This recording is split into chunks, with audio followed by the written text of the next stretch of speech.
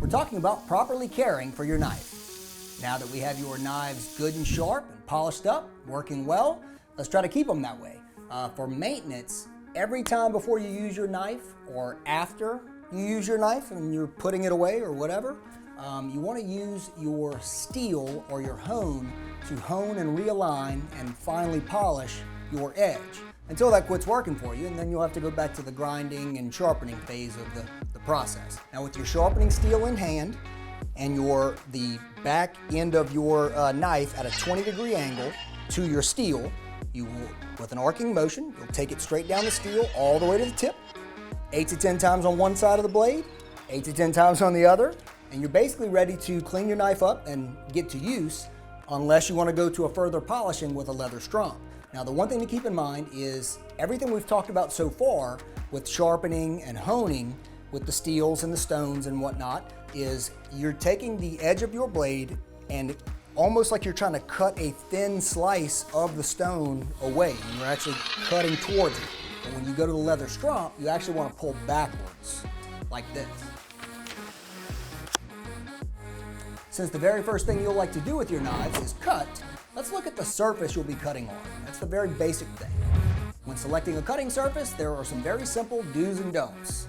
Do select a cutting board that is rather soft and forgiving, like wood or bamboo or plastic or polyethylene plastic, whatever you want to call it. Those are your three best options. And do not cut on hard stone, cement, glass, acrylic. That will ruin and or chip your knife's edge almost immediately. And that's just a prescription for ruining your knife. Let's talk about cleaning.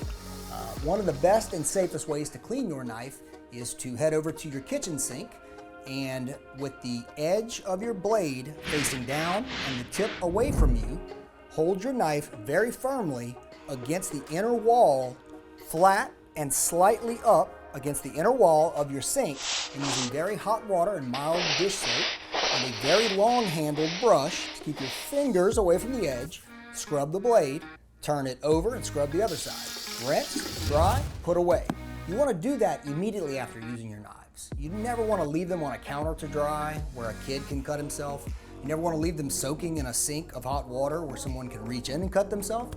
And you don't want to leave water on a nice knife anyway because it'll leave water spots. So you're wanting to wash, rinse, sanitize if that's where you're headed, dry, put it away. Also, a really terrible location for a knife is a place called the dishwasher.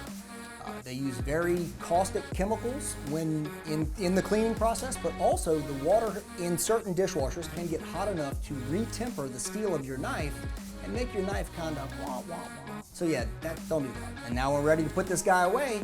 Do not just throw it randomly into a drawer where it can bang against other things or someone can reach in there and cut themselves.